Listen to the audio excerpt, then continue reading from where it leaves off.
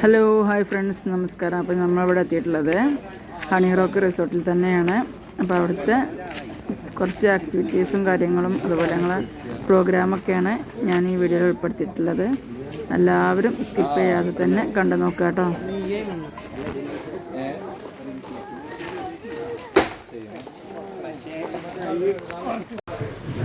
ഇത് ഈ റിസോർട്ടിക്ക് വരാനായിട്ട് പേര് കൊടുത്തിട്ടുള്ള എല്ലാ മെമ്പേഴ്സിൻ്റെ പേരും ചാനലും അവരെ ഫോട്ടോസൊക്കെയാണ് കേട്ടോ. അപ്പോൾ ഇത്രയും മെമ്പേഴ്സാണ് ഈ ഒരു റിസോർട്ടിൽ ഞങ്ങളെ കൂടെ സ്റ്റേ ചെയ്യുന്നത്. നിങ്ങൾ ഓരോരുത്തരും പല പരിപാടികൾ ഒഴിവാക്കിയിട്ടായിരിക്കും വന്നിട്ടുള്ളത് എന്നാണ് മനസ്സിലാക്കുന്നത്. കാരണം നമ്മൾ ഏറ്റവും വലിയ പ്രാധാന്യം കൊടുത്തിട്ടുള്ളത് നമ്മുടെ ഡ്രീം കേരള മീറ്റപ്പിന് തന്നെയാണ്. ഒരു കാരണം, ഈ ഡ്രീം കേരള മീറ്റപ്പ് എന്ന് പറയുന്നത് നമ്മളുടെ ബ്രെയിനിൽ നമുക്ക് എന്തോ ഒരു വലിയൊരു അറ്റാച്ച്മെന്റ് അതിനോട് വന്നു മനസ്സിൽ, അല്ലേ? ഒന്നതല്ലേ കാര്യം.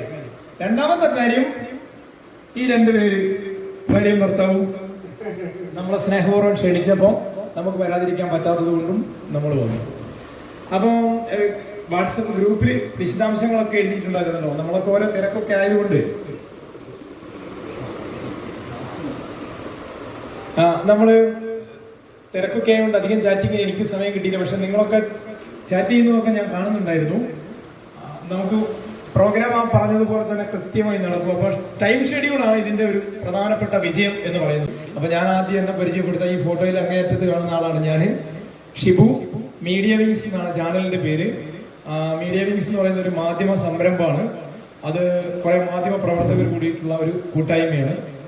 നമ്മളുടെ പരിപാടിയിൽ ഒന്ന് ഇതുപോലുള്ള മീറ്റപ്പുകളൊക്കെ സംഘടിപ്പിക്കുന്നതാണ് മീഡിയ വിങ്സിൽ ഒരു പരിപാടി.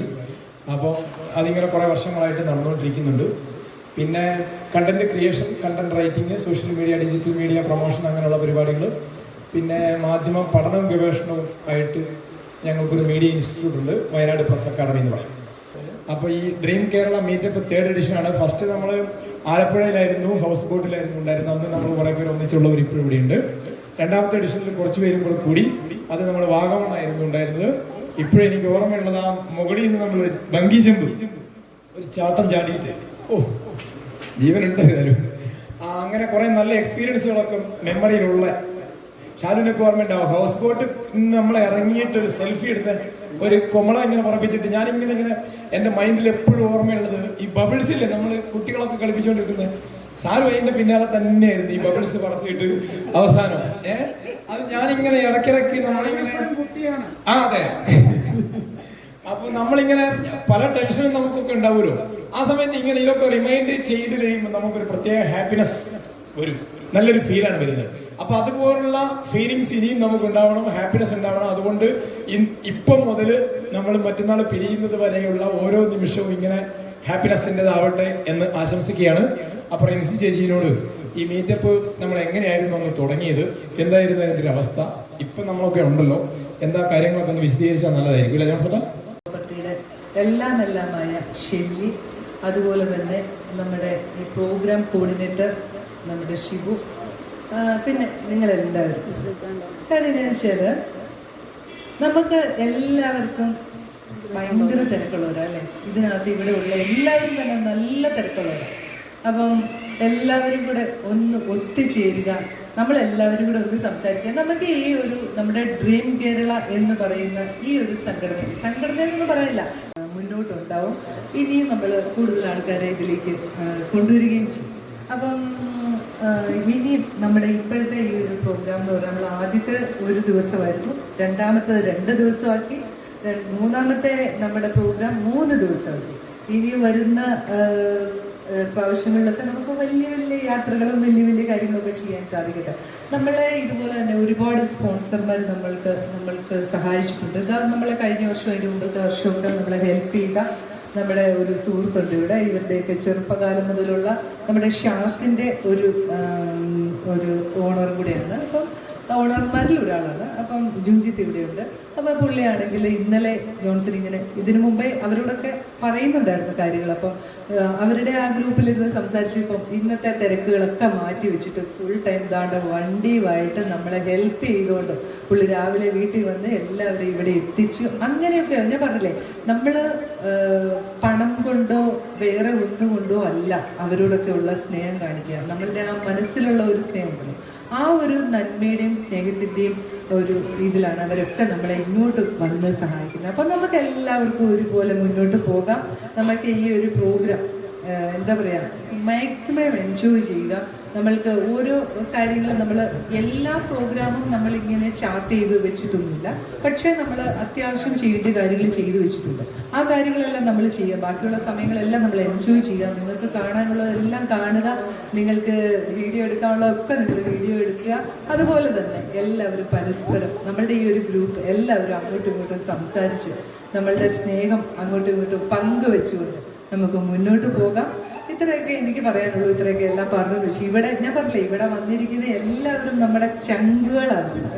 അപ്പം നമുക്ക് ആ ഒരു സ്നേഹത്തിൽ നമുക്ക് എല്ലാവർക്കും അടിച്ചു പൊളിച്ചുകൊണ്ട് പോവാം. ഇനിയുമുള്ള ദിവസങ്ങളിൽ, ഇനിയുള്ള കാലങ്ങളിൽ നമ്മളുടെ ഈ ഗ്രൂപ്പ് നല്ല സജീവമായിട്ട് മുന്നോട്ട് പോകട്ടെ. Okay, thank you. ആശംസകളും ഡ്രീം കേരള മീറ്റപ്പിന് ആദ്യം തന്നെ ആശംസിക്കുകയാണ്. പിന്നെ നമ്മുടെ പ്ലാന് ഇവിടെ വന്നപ്പോൾ ഇവിടെ ഈ മീറ്റപ്പ് പ്ലാൻ ചെയ്ത് കഴിഞ്ഞപ്പോൾ ചെറിയൊരു ചേഞ്ചും കൂടെ, ഒരു ട്രെക്കിംഗ് കൂടെ നമ്മൾ പ്ലാൻ ചെയ്തിട്ടുണ്ട്. അപ്പോൾ ട്രെക്കിംഗ് ഇവിടെ തുഷാരഗിരി 3-ാമത്തെ വെള്ളച്ചാട്ടത്തിലേക്കാണ് പ്ലാൻ ചെയ്തിരിക്കുന്നത്. അപ്പോൾ അത് പ്ലാൻ ചെയ്തപ്പം ഇവിടെ ഒരു തുഷാരഗിരി ടൂറിസം സൊസൈറ്റി രൂപീകരിച്ചിട്ടുണ്ട്. അപ്പോൾ അത് പ്ലാൻ ചെയ്ത് ഏകദേശം രൂപീകരണമായി വരുന്നുള്ളൂ. അതിൻ്റെ ഒരു ചെറിയ ഉദ്ഘാടനം കൂടെ നിങ്ങളുടെ കൂടെ തന്നെ ചെയ്യാമെന്നുള്ളൊരു പ്ലാൻ ഞാനും ഇവിടുത്തെ കോടതിയിലെ പഞ്ചായത്ത് പ്രസിഡന്റും എല്ലാം കൂടെ പ്ലാൻ ചെയ്തിട്ടുണ്ട്.